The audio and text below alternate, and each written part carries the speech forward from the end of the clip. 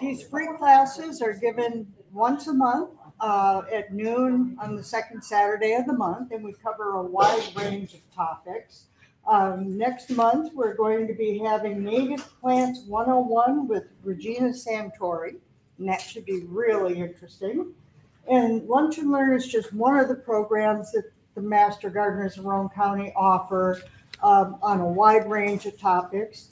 And we have our trained volunteers that do quite a bit of education and activities volunteering through the course of the year. And we encourage you to join us either by becoming a Master Gardener or just volunteering at one of our activities or coming to our free classes. If you haven't already, please sign in. And if you want to be updated on what we have coming up, you can always add your email address. And then if you're joining by Zoom or Facebook or YouTube, you can always update, or you can enter any questions that you have, and we will address them before the end of the meeting today. And today, we are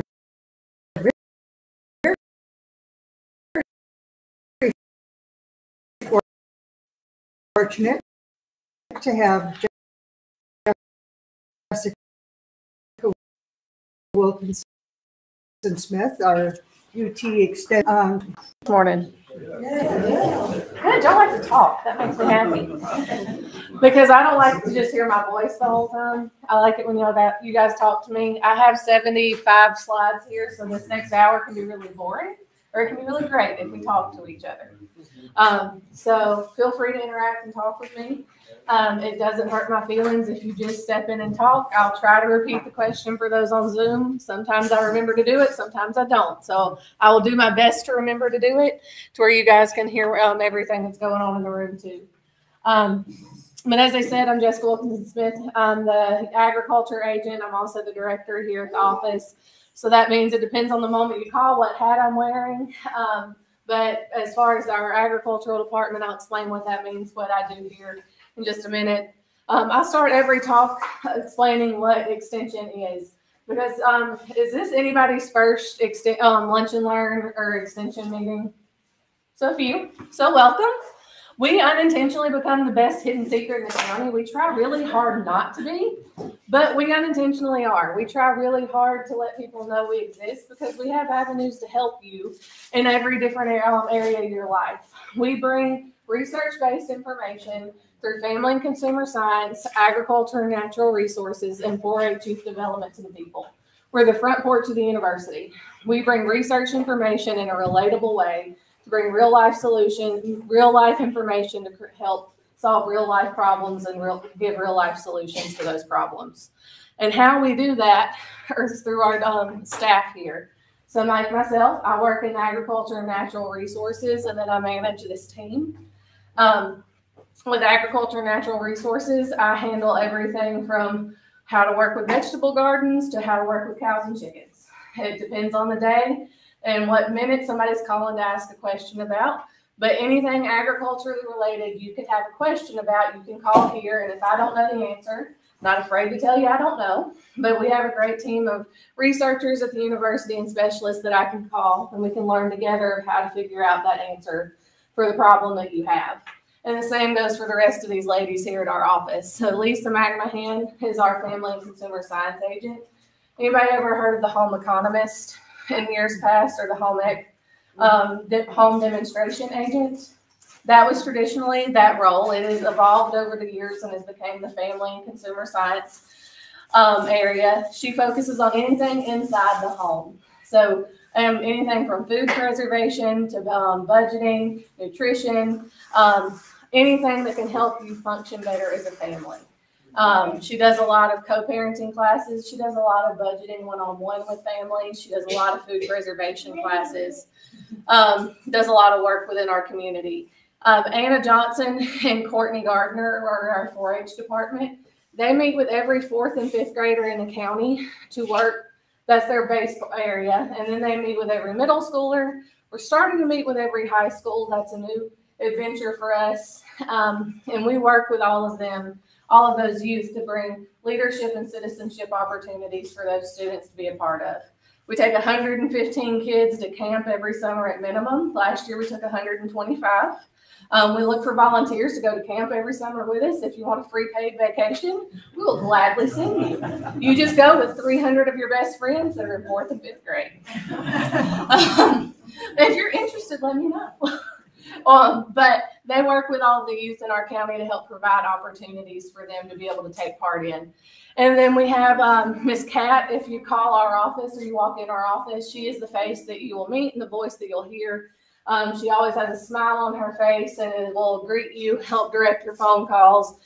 She will tell you if we're not here and try to help soothe you, that we'll get to you when we can get to work on our phone calls, because we're always out and about to be able to meet the needs of our county.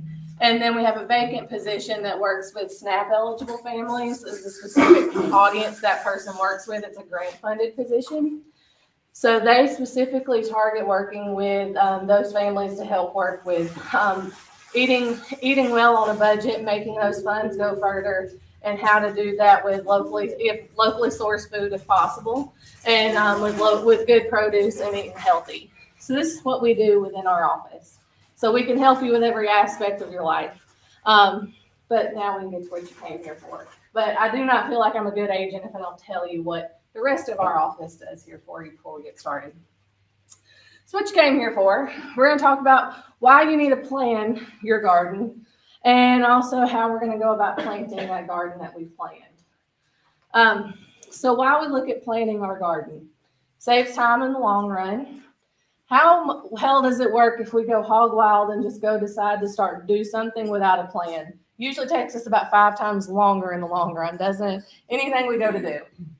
Think about what we try to do in our personal lives of anything. If we just decide to go headstrong and do it without any plan in mind, it usually goes to a catastrophe at some point in time, right? We don't have an idea of what we're going to do. It's going to help us save space or maximize our space if we're limited on space that we're going to work with. It's also going to help us save money. It's nothing more frustrating if you go to the store and you buy all of these plants and then you find out you don't have the space to grow them all. Or you didn't prepare enough space to grow them all, so you've got to go back and redo everything that you've done. That goes back to that saving time part and saving space part. But ways that we can look at doing this. Now, there are some fancy online options if you want to go that way and you like to be techie. The Old Farmer's Almanac has some paid versions of things. You can go in and put everything in its place, draw everything out. What works wonderful to me, back of a piece of paper works fantastic. You can draw everything out. Doesn't have to be to scale, graph paper, whatever works. Good old piece of paper, draw it out and start working what you can. What we start with is, how much space do you need? All of it? Sure about that? How many pounds of tomatoes do you think your family needs in a year? 2 pounds? You think how many pounds of tomatoes do you think you eat a year? 2 pounds? Okay. The average person consumes 20 pounds of tomatoes a year in different forms or fashions. As spaghetti, think of how much spaghetti sauces or meat sauces, pizza sauces, things like that we eat. So if we're going to grow everything our family eats, these are the numbers we're going to take. We're going to take our beans, peppers, squash. We're going to take all these numbers. This is looking at one person. And we're going to multiply that by the number of people in our family. So that's how many pounds we need to produce. Now, how much does that come off to those plants? If we need 20 pounds of tomatoes, we need to do about 25. Estimated yield in a 10-foot row is about 25 pounds. So 1 10-foot row per one person.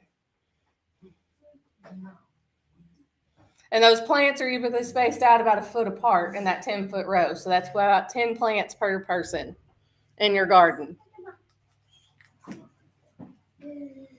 That's a lot of tomato plants, right? If we're going to grow all the tomatoes for our family. Now, it's a goal we can do. It's a goal my husband and I set, and we do can all the tomato products that we're going to eat and use. That's one thing that we grow all of. We go crazy. We grow about 40 different tomato plants, and it's usually about 30 to 40 different varieties just because we get adventurous and want to try them. You can. Just know the space you're going to need to do that. Yes. Is there information at the end of your talk, or is there a way to get like this chart for other vegetables? I will send out, I can get you the chart for the other ones. This is just the most popular ones, okay. But I can get you the chart for the whole one of what you're going to need. So it's a lot if you're considering how much space you're going to need if you're going to do this for your entire family. So maybe you don't want to grow everything. I feel like I just scared everybody. It got really quiet. So maybe you don't want to grow for everybody in your family. You want to grow, say, for half of your consumption, or maybe you just want to grow for what's fresh that you can consume fresh. So we can look at that. You can go back to this chart. You can see that what they consume fresh is over on the right, well, that would be y'all's left side, sorry. Looking at it. These are those numbers if you're just wanting to go fresh and not put up and preserve of things to consider and do. So we're looking at how much we need to plant. So that correlates to how much space we need to prepare. And that's going to translate into how we're going to grow this. So what we're going to consider, we're going to need to match consumption with the production that we're going to expect. And we're going to need to match production with our site. The bottom line of all of this, though, it's better to have a small garden you can be proud of than a large garden that's going to overrun you. It's better to start small and have something that you can manage than to go big and have something that defeats you. We want you to enjoy gardening. We want you to keep doing it. We don't want you to jump into this and go, I never want to do this ever again. That defeats our entire purpose.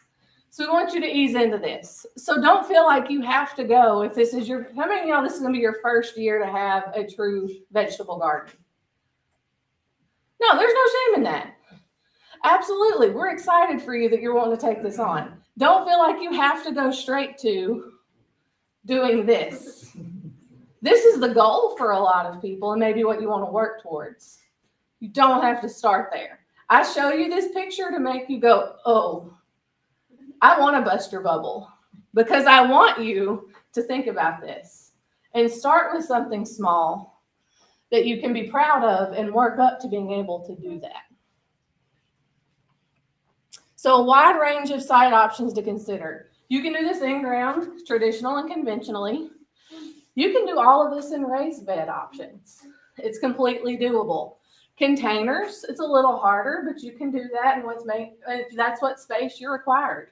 You can grab all of your fresh vegetables opportunities grown for you if you have a patio space, and that's what you have to work with in container gardens. And you can use combinations of this because you may want to grow some things that just don't work well in our soil, and we're going to use a container or raised bed form to do it. So when we're going to selecting our garden site, do we need to pick the shadiest place on our property to grow any of these things? No. It may be convenient for you where it is, but if you want actual fruit to grow or vegetables to grow, you need good full sun, or at least for it to be able to get full morning sun. Morning sun is more important to most vegetables than any other sun during the day options that it's going to be able to get. You also need to consider yourself and consider how you're going to be able to get to it. A place that's not going to be forgotten. If it's out of sight, what's usually going to happen? It's out of mind. If we don't see it, we're not going to think about going to look at it more than likely. So it needs to be somewhere that we're going to go look at it. We're going to exist in it. Because a garden that's lived in is a garden that thrives. And there's a lot to it that when we live in the garden, it helps us too. There's a lot to say that a garden is therapy in a lot of ways for us. And a successful garden and a successful garden and produce leads to a lot of times a successful gardener too. See a lot of happy gardens, it usually equals to a happy gardener. Just saying.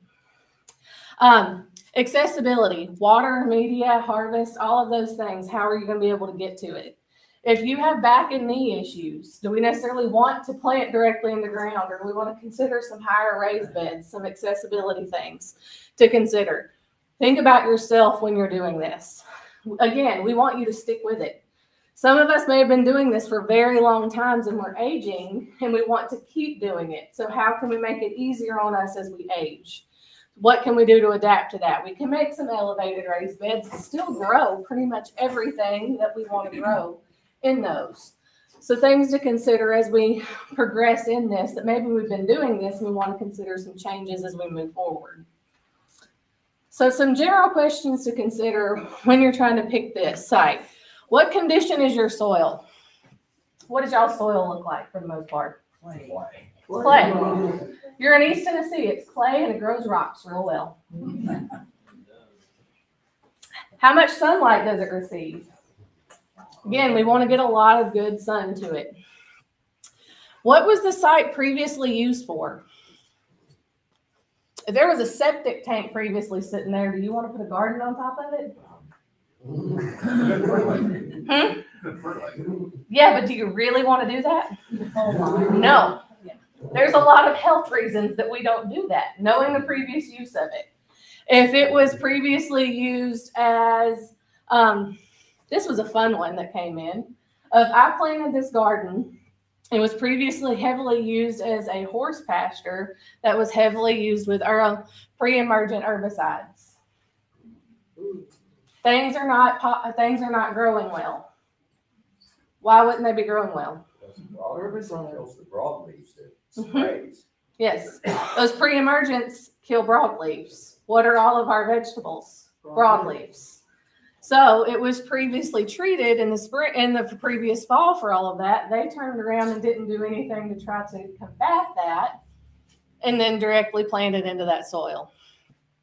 Know what it was previously used for before you go to put a garden there. Are there any restrictions on gardens in your neighborhoods? We thankfully don't have to deal with that here, but that is something I still throw in case we have somebody watch it offline. That there are areas that there are restrictions of what you can and can't do on your property. You may have HOAs to consider, things like that, of what your space limitations require you to be able to put in on your property. So always be sure to check those out. So again, we talked about light, we talked about accessibility. Slope. What happens if we put a garden on the side of the hill and don't accommodate for it? It washes away. Most everything washes away. I know a lot of this seems elementary to some people, but let's think about it. All of our good stuff is going to wash away on it. The size of it, we've already talked a little bit about that, but maintaining a good size of it. Why is air movement important? What? Stems. Healthy stems. It helps reduce disease control. If wind can move things through there, it moves pathogens in and out naturally. They don't sit there and breed. If they don't have good air movement sit there, especially when it comes to fungus control, most of our fungal issues can be controlled with good air movement. Because if not, they sit there and it gets wet, it gets steamy, and they just sit there and breed. If they have good air movement through there, they're going to move through. We're going to reduce that spore population. And then critter management. Yes, ma'am. If you were planting by like a cinder block wall, I was kind of planning on putting it by my garage. So one wall would be, is that good air movement or? You just want to make sure that it's not blocked on the other three sides. Okay. So it just has like an airway movement. Okay. You want to consider with that block wall is the heat from it. That's going to be the one consideration. Because that block wall is going to put off a lot of heat. So you don't want to plant right up against it because what's right up against it's going to cook. Oh, okay. Thank you. That's the big thing with it. If you painted the cinder block white, would that help? It can. Heat down? It'll cut it down, but it still holds an excessive amount of heat in comparison that'll still cook it. The other big thing is if you're it depends on what you're putting around it too. And if are you putting this like a raised bed? Or it's on the ground, but yeah, it's like this big. Okay. Are you using block or what are you going to use? Wood. Okay. So if you use block forms, for example, around it, it pulls moisture. So you want to paint, or if you're going to use the cinder blocks or something to actually use as part of the border, paint those where it won't leach the moisture out of them, because concrete absorbs moisture away from the soil. So you're going to have to water more if you use concrete forms, unless you paint them as a buffer for that. That's a good reason to paint it. Who has deer problems? Who has rabbits? Who has gophers or groundhogs? Yes. We have a nice little den of them here and then one up front. The poor gardens back here, just the higher gardens seem to be a nice deterrent for them. But think about that critter management, how you're going to control it when you're picking this site. Know what's already there. And know that when you're putting this in, you're going to attract more. That if they're already coming there and coming into this area, they're going to have more food. So that means you're going to attract more to come to that area. So how are we going to deter them? Fencing, things like that to consider that what we're going to have to put in to as an extra expense to block them from coming into our garden plot. So now that we've picked our spot and we've got it figured out, we've got to prepare it, right? So what are we going to do? If it's a new spot, we've got to take care of the grass or the whatever's growing there. It may not be grass, maybe mostly weeds. Depends on what's been previously there. We got to manage it in some way. There's different ways to do that. You can mow it down and chemical kill it and then let it sit dormant for a certain, however long the label says for whatever chemical you chose to use before you come in and plant it. You can mow it down, cover it in black plastic for about 6 weeks, let the heat work and kill it down.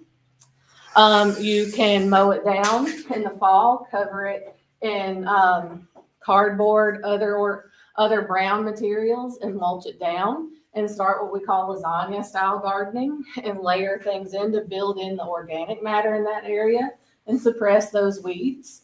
And we're going to start approaching that as a no-till space if you take that option. But all this we're looking at, removing those weeds, removing debris. We're going to potentially till depending on what you're going to choose, method we're going to choose. But do we really have to? We're going to look at, see what we're going to have to do, because tilling can cause some issues. It can cause compaction over time. It can reduce the organic matter in there because it's going to break down it's going to potentially kill some of the beneficials that are there in the process of it. It's actually can potentially increase the weed pressure because all we've done is we've taken and killed those weeds that are on top and we flipped the soil up. All we did was expose those weed seeds that were down below and dormant to come straight up to germinate. So we've introduced new ones to the top. So it really just depends on your site management practices if the tilling approach is something we want to do. You can do some loose tillage and incorporate it. There's a lot of different methods you can consider. But it's not something, it's always been this is what we have to do. You know, it's a garden, we got to pull the tiller out and we've got to get it done. But that's not something that we have to do. There are different ways and different methods to approach it that we've learned that we can take forward to work with now to help build up the organic matter in our soil, make it healthier in the long run. That it makes that soil looser, more nutritious over time to be able to manage. So what's the most important part of our garden? The soil. It's not the happiest of topic. It's not the sexiest of topic, but it is the most important topic. Y'all, once we got that garden picked out, we've got it prepped, we've got it decided where we're going to put it, we've got everything together, we've got to get our soil done. We've got the size laid out, we've got everything, we've got to have that soil ready, what we're going to do. A soil test is where we start. If you're doing raised beds, you can do a soilless media test. To do those, to be able to see if you need to adjust and do anything different from what you've done and the mix that you've started with. You can do it with a shovel. We have the cores here you can borrow when you come to pick up your soil test boxes and the little submission form, and we'll talk about those here in a minute. We're going to do our soil test. We're going to get those recommendations back. We're going to follow those recommendations. We're either going to broadcast or trench, and we're going to choose what type of fertilizers we're going to use. We give recommendations on our fertilizers of if you want to choose organic or more chemical-based or traditional, conventional fertilizers. So you can make the choice of what you want to use. So accuracy is critical when it comes to fertilizing. And I'll explain a little, our results are only as good as our test. So we want to make sure that we're doing them appropriately, accurately, and we're doing them how we're supposed to be doing them overall. So we can do a soil test whenever. It doesn't have to be magically 2 weeks before you're going to plant any of those things. You can do one now. It takes about a week to get them back. Lately, they've been pretty good. Once they get it, you have results within about a day to 2. They email you the results. You can call me. We can go over them. I'll show you what one looks like. You can do it a few months before you start doing this process. You can do it. The earlier you do it, the better, because it gives you more time to work with it. So how we decide what we need to do a separate soil test for, it's based on the similarity of the soils, the topography, management history of it, the plants that are going to be grown in the area. All of these things typically need a different soil test. I will say if you're going to do a lawn and an ornamental bed in the same spot, you can usually do a lawn and an ornamental together. I wouldn't do a lawn and a vegetable garden test in the same box because you're going to treat them very different. I would do separate boxes. But each one of these boxes can technically test up to 10 acres. So we can test a lot with this one little box. We're going to collect all of our samples. We're going to put them in a plastic bucket. You do 6 to 10 core samples with this or something similar to this. I have several different ones. Look here, they all basically have this. Some of them have a step on them, some of them don't. Pour them out, put them in a plastic bucket. You're going to take out of all of that and take just enough to fill this box up. You have about 3 times of what you need. The purpose of doing that is you're trying to get an average of what your soil is. And we're going to fill out this paperwork to match this and the top of this. And then you get to pick out 4 crop codes per box you send in. And I've just described what all this is. These are these different crop codes you can choose. They're a little small, but we have gardens, garden vegetables, and for some reason they didn't print out on the back of these. We can get very specific to the type of vegetables we want to grow.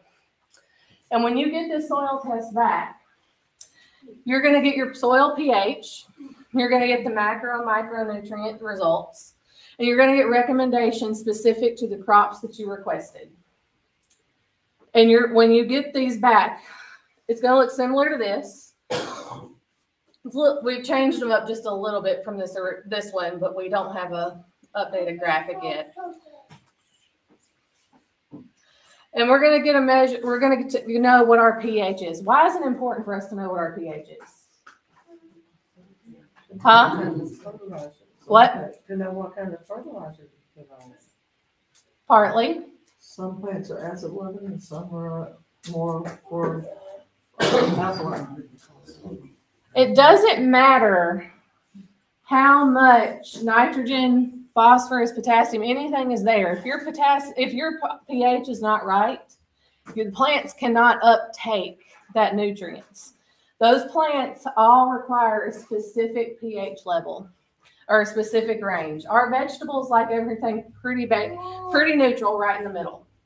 If they don't have that pretty neutral pH level, they cannot uptake the nutrients that are there. So you can have the right amount of everything else. But if it is not correct on their pH, you can have everything else perfect, and it's not going to matter. So it's yes. So what kind of range, like if you have a 7, that's normal, right? So can you have a 5 to a 8 or 9? Is that okay, or is that monumentally bad?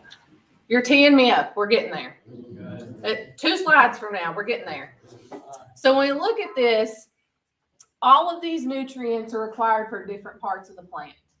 Nitrogen, phosphorus, potash, calcium, other elements all go into the root production. predominantly that phosphorus and potassium goes into that root production. Nitrogen is going to be what gives us our pretty nice green leaves. So we're going to work with throughout, and that's what we're going to see, and we're going to side dress with more often throughout the growing season is that nitrogen, because that's what's going to produce those leaves and that fruit. We need that nitrogen, we need that phosphorus and potassium before planting so they can establish their roots before they get to setting fruit sets.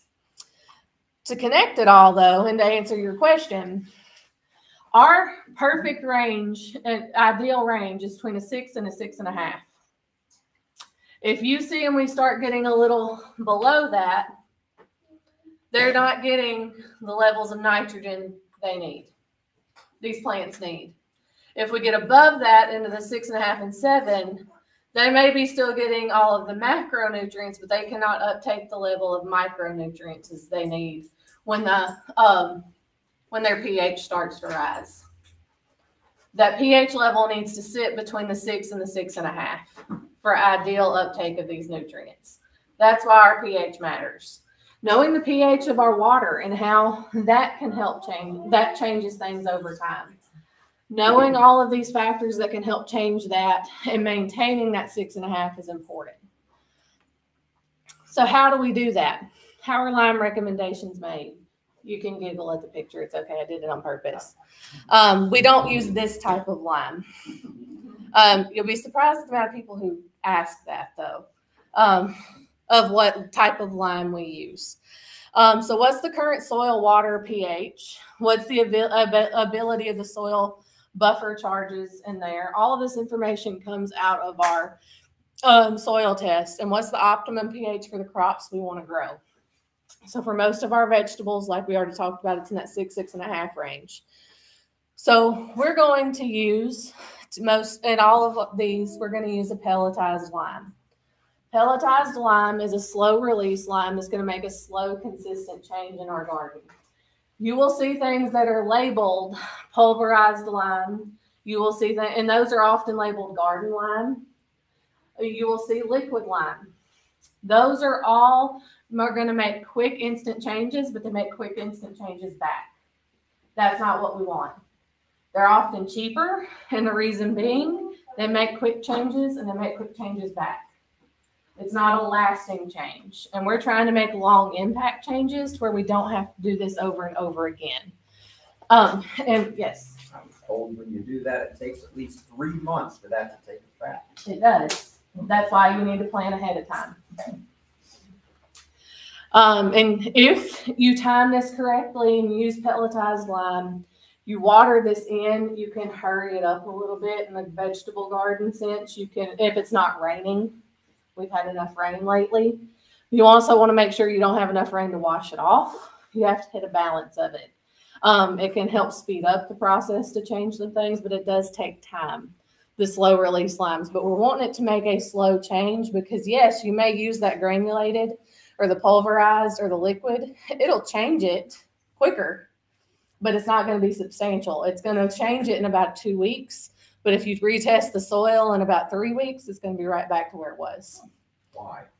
It burns off. It's a liquid. It's a liquid process. So heat, transfer, change of the soil, respiration, all takes it and burns it back off into the atmosphere. What if our pH is too high? Yes, sir. Yeah. Lime, the pH goes down and pH up. So lime makes it go higher. Like alkaline. Yes. So I have a friend, he said you probably don't need lime because there's enough limestone in Tennessee already in the ground. He has a 2-acre organic garden. I don't know. Most every soil test I look at here requires lime. And lime will raise alkalinity. It will raise our pH. 5 acidity, it'll pick it up to 6. Yes. Okay. And if our pH is too high and we need to lower it, make it more basic, we're going to use elemental sulfur. Is what we're going to use elemental sulfur to lower it. Potash, does that lower it? It can, just not as quickly. Is Epsom salt same sulfur? What kind of sulfur? Elemental. Elemental. We'll use initial and maintenance use of sulfur will likely be needed to maintain a correct pH for specific acid-loving plants to be able to make them happy. So we're talking like blueberries, things like that to keep them where they want to be. You can also help maintain and use things like pine needles, pine straw if we're growing those to help push that pH down for them. So this is what that row is going to look like here, and we get those fertilizer recommendations back.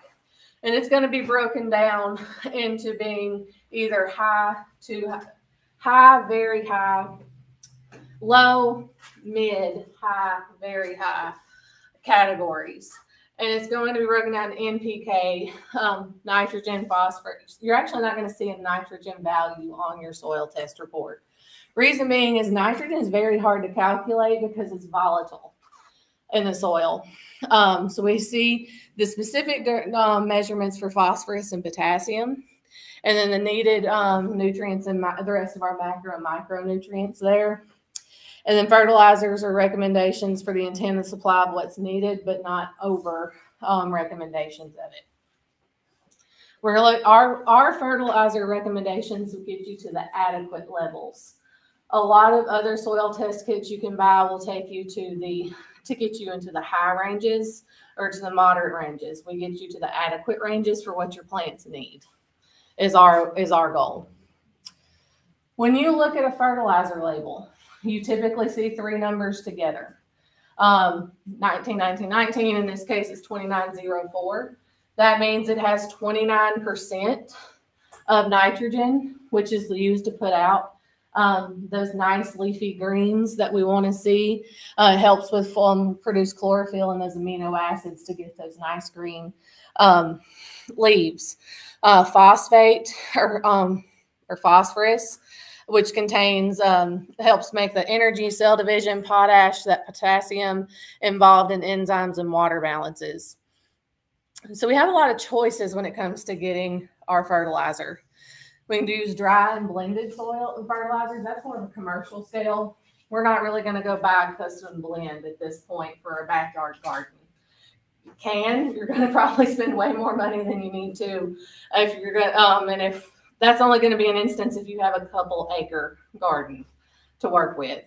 Water soluble, those are the ones that we can water in. They're often liquid. We typically stay away from those for the same instance that they are quick release and quick release back into the atmosphere.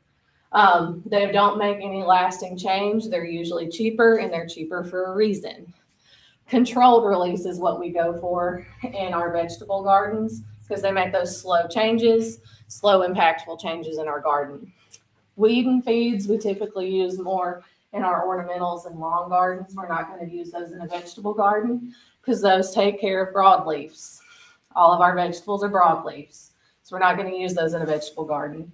Then we can use natural sources like this was here. We're not going to use something that big. We can use different types of composted manure and other things in our vegetable garden. We want to make sure that it's composted and not actively breaking down when we're using our vegetable garden. Why? It'll burn it. It's also actively using nutrients, and it's going to take more nutrients away than it's going to give our vegetables. How long does the compost take, like chicken manure and straw? It depends. It has to get up to a certain temperature. It usually takes 6 to 8 weeks, though.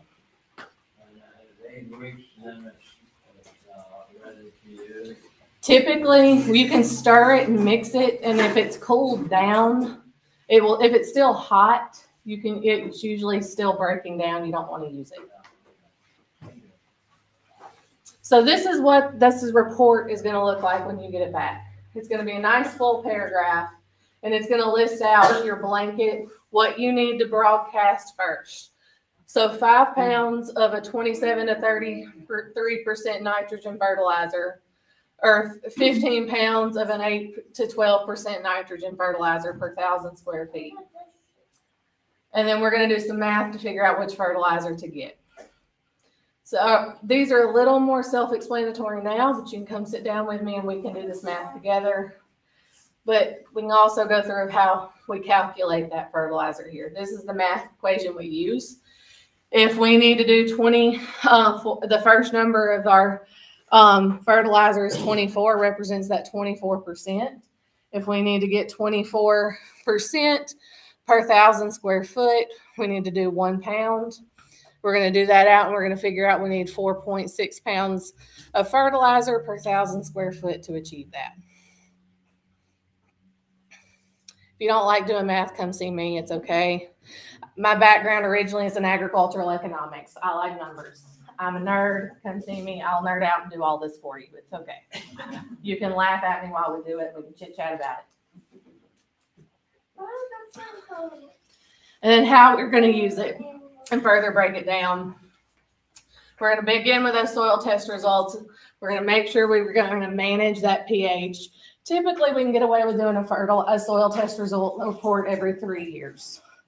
Well, is the standard recommendation. What we're going to look at of how we're going to manage those levels and for those crops that we're doing. If we're going to change our crop dramatically of what we're growing, we might want to change that. But if we're going to keep growing the same things, we can go with those same recommendations and just check it again in 3 years and make sure that we haven't used too much of something and we haven't replaced it well enough. Like I said, they're given in 2 parts. What to broadcast before and a side dressing afterwards to put broadcast right around the root zone and water in well. And again, this is it's that same example. It's just written out for you where you can see it a little bit better. Jessica, Isn't there environmental reasons why we don't want to use more fertilizer than we need? You teed me up real well. Thank you. So fertilizer is used to maintain, and we don't want to over excessively use it because if we get it in areas that we don't need, we live right on the waterway system here. It's going to wash straight into our waterways. It can wash straight into, it can impact a lot of things. We already have enough vegetation issues in our waterways. We don't want to feed those nice hydrilla weeds that we already combat with. We don't want to harm our fish and wildlife. So we want to keep as much of that out of there as we can. This is an example if you're in a city area, if it goes out on to the sidewalk, sweep it back into where it belongs is a pretty simple method to do it. But instances like this, we've gotten a lot of rain this week. A lot of people went and bought fertilizer and put it out this last week before it rained, which is traditionally a good time to do it. We got a lot more rain than what they expected. So a lot more of that potentially washed off. We want to make sure that we're monitoring when we're putting this out, that we are getting rain to be able to put it into the water or get it into our soil, but not enough to wash it off. So, or if we're not getting enough rain, or we're putting it in a dry time, that we're monitoring it, we're watering it well enough to keep everything moist into our soil, but not enough for us to drain it off. Because we don't want to cause any negative impact into our environment by overusing it. And we want to make sure we're using site-specific and only what we need. We don't want to overuse it. There's reasons we've turned from the traditional standpoint of let's just go buy, well, a traditional farmer, let's put 2 tons down to 19 every year and call it a day. We've turned from those and we push and advocate for soil tests for a reason. It saves you money in the long run. It saves a large producer money in the long run. It's also better for our environment in the long run because we're not putting a lot of extra things running off into our environment. So yes, thank you. We practiced that very well. Good job. So now that we've got our site figured out, we've got our soil taken care of. Now we get to do the fun part. We get to pick out what we want to plant, right? Now we've got all the dirty stuff out of the way. We get to go to the garden center and figure out what we want to plant, or do we get to start what we want to plant? If we've prepared early enough, we get to start what we want to plant. At this point, it's probably a little late to start seeds and things for most of the things that we want to plant, but maybe we thought about it a little ahead of time. Disease resistance is something we want to look for. That's a lot of things that breeders are looking at. Some varieties are just better at it than others. Growth habits. Are they going to grow in a way that we want them to? Pole beans versus bush beans, for example.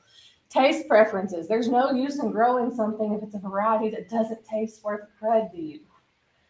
Don't grow something just because it looks cool. Grow something because it's going to be what you want it to be. And then what works well here. Don't try to grow something because just because it worked really well for grandma that lived in northern Oklahoma. It probably isn't going to work well here. Do your research before you try to grow it. So we're going to try to pick those warm season crops right now. That's what we're looking at. Right now, we're on the cusp. You could get a few last little runs if you have some started collards or things like that of our cooler season plants. For the most part, we're looking at getting ready to put in our warm season crops. Maybe by the end of the month, probably first part of May, because this is a little deceptive. It says right now UT publicizes that our last frost date is April 28th. That's our average last frost date. That's based off of 10 years of data. However, if you look at our last 5 years of data, our last frost date is May 2nd. So our variance of that is that we're looking at when they update these in a few years, we're all expecting that frost date to slide to that first weekend in May. So our planting date here is slowly sliding back a little more, which is sad for us gardeners. Yes, sir. I saw something talking about like a hard frost being 28 versus just freezing at 32. What one is going to kill the vegetables? There are some that are more frost tolerant than others, so it depends on the variety. You can protect a lot of these from frost, but like, for example, most tomatoes aren't going to handle any form of frost. That once they hit any form of frost on them, they're done. They're pansies, they don't like it. If they get frozen, they don't like it. They hit 32 degrees, no. You've got to protect them. Now you can cover them with sheets, things like that, depending on how big they are to extend them and protect them. Yes. Last year was the hottest summer, and the temperature never got below 70 at night. Are there some heat-resistant tomato plants that are coming in, or how do you deal with the heat? They're starting to do some research on those because it's becoming more of an issue, but right now we don't know any of the results out of it. The biggest thing that we know we can do is watering in the evening and watering when typically before daylight and trying to keep the ground cooler at night. Typically, I want to say the times was like between 2 a.m. and 5 a.m. and to cool off the ground and to try to help keep it cooler was the best that we've seen so far and to help combat it. So right now, frost is the main thing we talk a lot about because that's what we know the most about, but that's becoming more of an issue here. So we're doing a lot more research about it. We just don't know enough to share enough yet. So when can we plant things and how can we do it? So right now, typically these are some things that we could still potentially put out right now if we wanted to do some still slightly cooler season things that we could do with some seeds. We could still get some kale and some lettuce in right now. They're going to tolerate our cooler temperatures pretty well right now. They're going to not like our warmer days like today really well. But they'll do all right with it and tolerate it pretty well. Turnips will still do good. We can do some onion sets. We can start putting in some potatoes right now. We can start diving in. All of these are in a publication I'm going to give you guys in just a minute. So y'all don't have to take pictures of all this if you want to. I have a publication that's got all these charts in it to give you guys. These are our late spring and early summer stuff. So this is what we're going to look at starting to put in after that first frost, after we're clear of that first frost date, that we can start putting in either seeds or transplants of. These are going to be our sweet corns, our tomatoes. We're going to start putting in our transplants of once they're in the clear. No, we can go ahead and put them in as we're getting close to that last frost date. But we're just going to have to know if we look like we're going to get one, you got to cover them somehow. You got to protect them.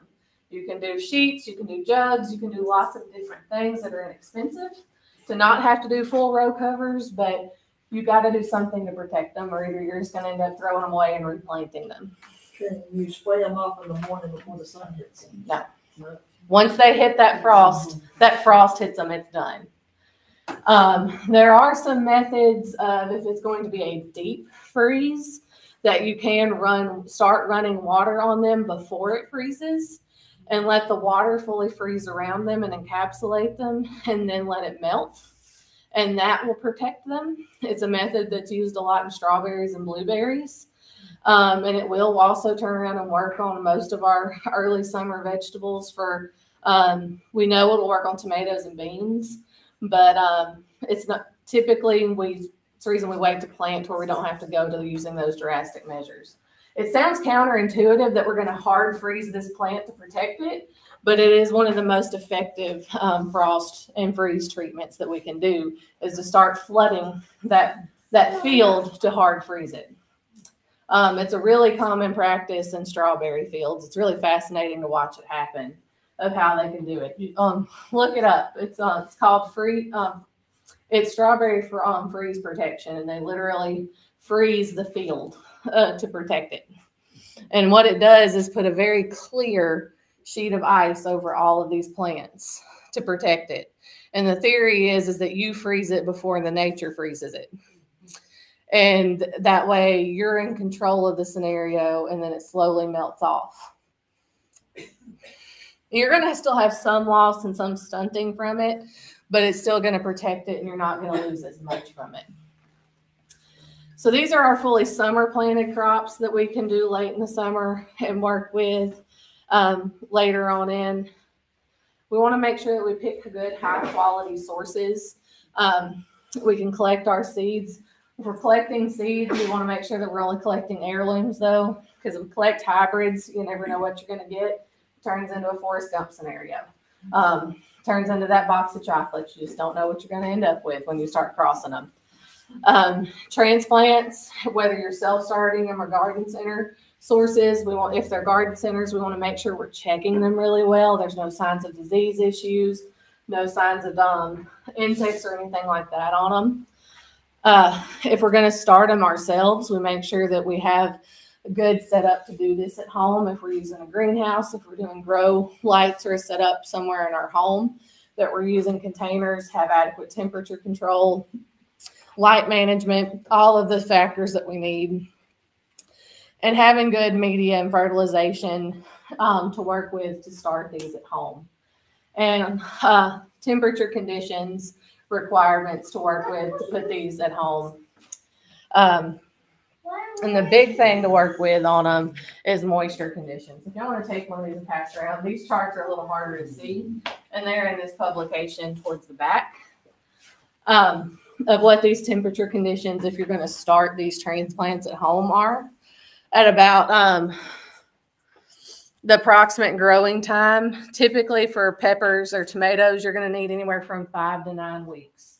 So you're going to start these typically around mid-January to be able to have them ready to put out when you're going to start working them into your garden. So we're a little past the point of if you're going to start them. You might could start some now to put them in as a late crop if you wanted to try to test it. Yes, ma'am. When can you plant okra seed? Doesn't it require more heat? Okra does require more heat. I don't think, but there it is. It has to hit when the soil temperature is at least 70 degrees or higher. So we're going to hit that late spring, early summer, mostly when it hits to that summer mark.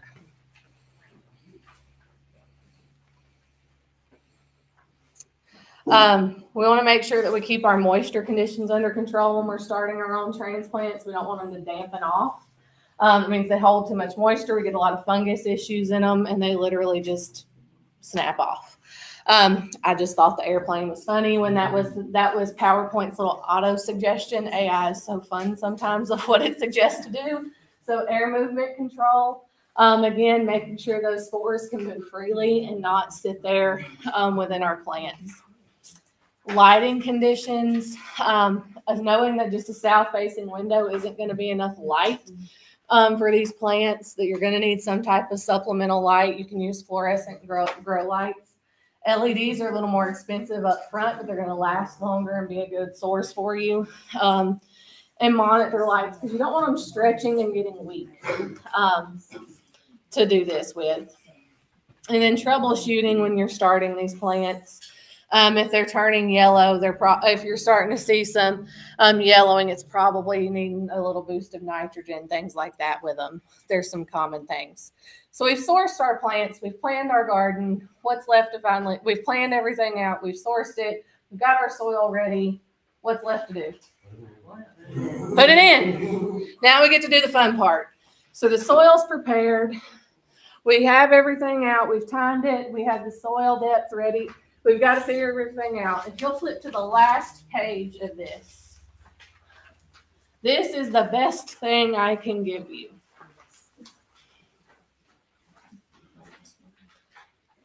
And the reason I wanted to go ahead and hand it to you, because I know you can't read that. This details everything out. If you're going to spring plant your crop, fall plant it, what dates you're going to look for, how far if it needs to be planted apart, if you're doing seed, rows, inches between rows. I do have another chart if you were doing raised beds, how they need to be spaced in a raised bed. If you need that, let me know. I don't mind sending it to you. I just didn't print off both publications. And then that planting depth. That is the most important thing when it comes to germination. And one of the biggest issues that comes when planting a garden of the lack of germination is we planted our seeds too deep. If a seed gets too deep down in there, it's going to rot before it ever gets a chance to come up to the soil. So if for some reason you can't find it on the seed package you bought, or it's not here, the good rule of thumb is it's generally 2 times deeper than the width of the soil, than the width of the seed is the general standard of it. Than the diameter of the seed. So just get it up. That's the nice, just general standard of it. Jessica, you were talking about, it seems that the last frost date has slipped by a week or 2. Yes. This chart, should there be any leeway on using this chart? Like, say, something that says 3:15 to 4:15. For the most part, this chart's still pretty accurate. With any of these, where I would do the variance of with it is when you're starting to do what we call frost math to calculate your last planting. So you're going to look at when the first frost is going to hit in the fall. You're going to want to do a variance of about 10 days with it. Your early frost. You're going to want to do a variance of it because it seems more volatile than our spring one does. We're able to kind of gather it a little better. There's a little more mapping to it so far. I mean, it's weather. There's not really any great mapping to it, but the fall is what has the most variance to it. It really has no rhyme or reason right now, but we want to typically estimate with about 10 days of it. So how we do this math is we just usually say our first frost date in this area is October the 8th. So if the last date we want to plant something, we would typically say look at summer squash. We're going to subtract 2 weeks from that October 8th date to get September 28th, 4th. If the seed packet we're using says it requires 50 days to maturity, we're going to want to add 10 days to that to give it a 10-day buffer. So we're going to say it takes 60 days. And so we're going to say that the last day we need to plant those summer squash is July 25th to give it its best shot to be fully out and productive before, and we get a harvest off of it before that frost date hits. Because squash is one of those that once frost hits it, it's done. We can cover them and do some season extension and different things to be able to help pull that out. But just typical, that's when it's done. How much do you put into the moon? You can answer. There's a lot of stock into it, following with it, and it usually lines up with these dates. If we just It's a non-UT answer. It usually lines up within the dates that it says we're good to plant. But that's a non-UT employee answer. The soil test, Mhm. what's the cost and the process of getting it to you? You have to pick up the box, deliver it to you, how's that? They're $15 a box to send in. You come here and pick up the box. If you want to borrow a probe, you can. If not, I can give you a sheet of how to use a shovel to collect it at home. And then you ship it off to Nashville yourself with the payment to do it. And then once everything gets back, or they'll send you an email that says your soil reports are ready. And you can give me a call and we can go over it. You can set up a time or we can go over it over the phone with all of it. Usually from the point in time you collect it, mail it, and get the results back is usually a week. The other thing is, I plan to garden in the fall. Yes. And I have a far better garden in the fall than I do in the summer. We deal with the biggest thing we combat in the summer is how dry it gets, and how hot it gets. And because of how hot and how dry it gets, we have to stay on top of watering it and controlling the moisture of it. Because when we let things get hot to dry, it's a breeding ground for fungus and blights. And that's what seems to take over. It's a breeding ground for insects. Squash bugs love that hot, dry ground. They love every bit. All of those nice little insects thrive in that hot, dry environment.